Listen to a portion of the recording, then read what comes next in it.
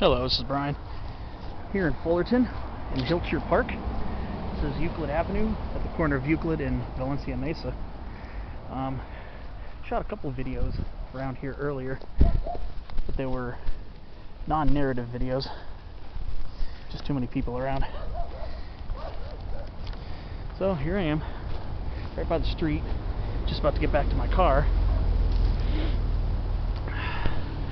And you can tell a lot of people around if you see me wearing a mask. So here's at the back end of the park right here, or should I say the front end of the park. A lot of mix of exotic and native trees here that are doing very well.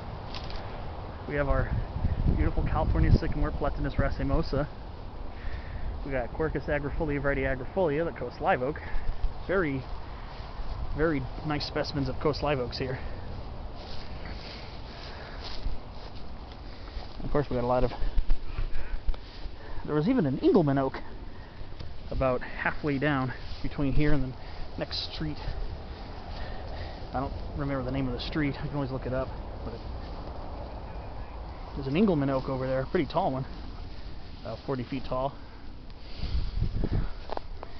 And a lot of Catalina cherry around here too. Right here, this is a pecan, Caria illinoisensis.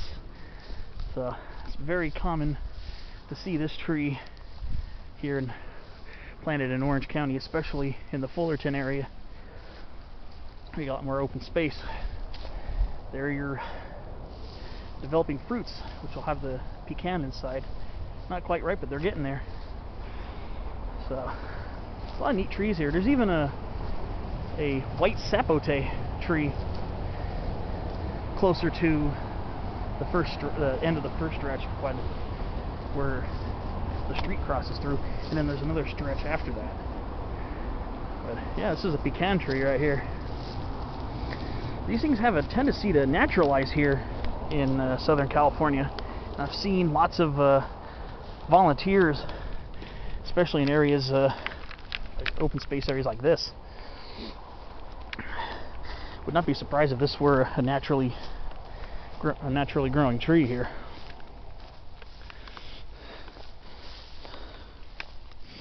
It is fall. It's October 18th. These trees will start shedding their leaves a little bit later. They're usually not very early to shed their leaves. They're usually pretty late, like a lot of the trees here in lowland Orange County,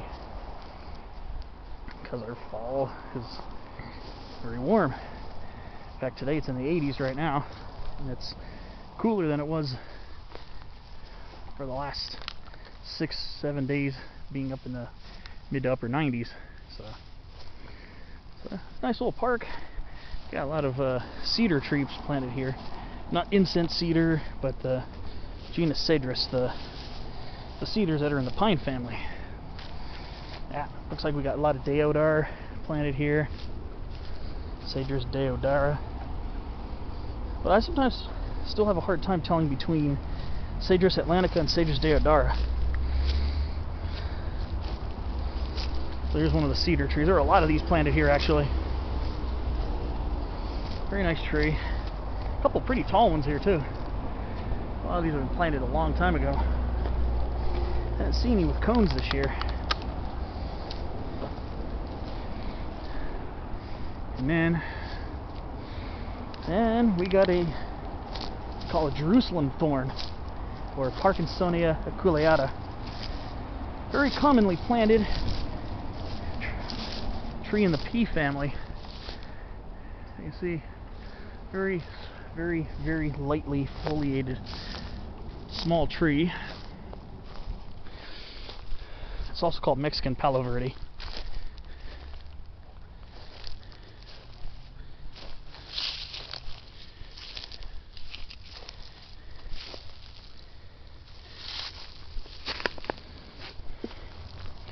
And Chinese elm, Ulmus parvifolia, with its seeds.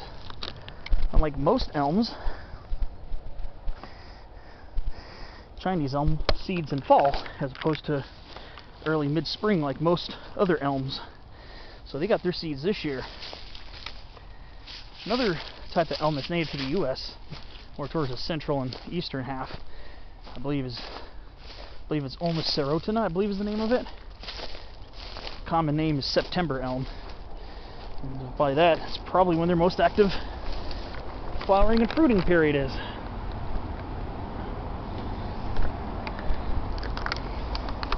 So, and of course, another tree that's very common here, Chamelash, Fraxinus udi. This is probably a male. Males and females are separate. Males and females are separate in separate trees, called dioecious. Being dioecious. Females, you'll be able to tell with the little key-shaped seeds all up in them. And here's a Southern California native, the Torrey pine. Got a couple Torrey pines planted here. Pinus torreana. So these guys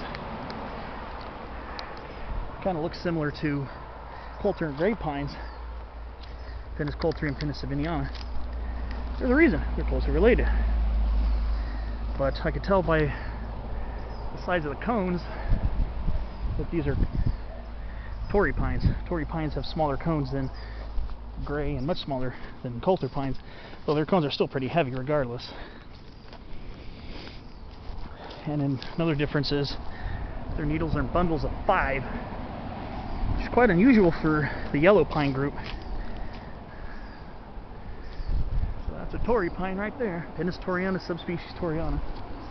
Here's a little bit older pecan tree.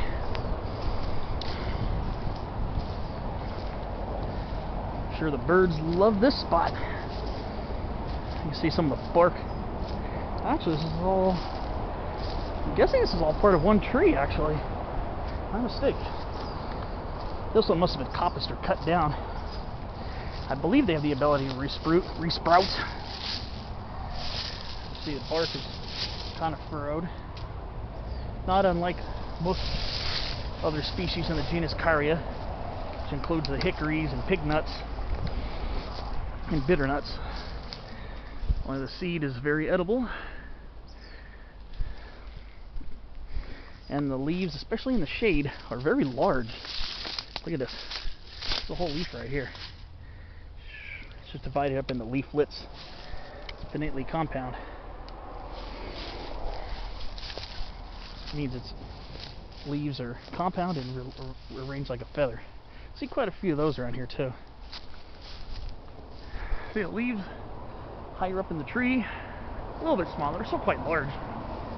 The ones in the shade are much larger because they need more surface area to photosynthesize.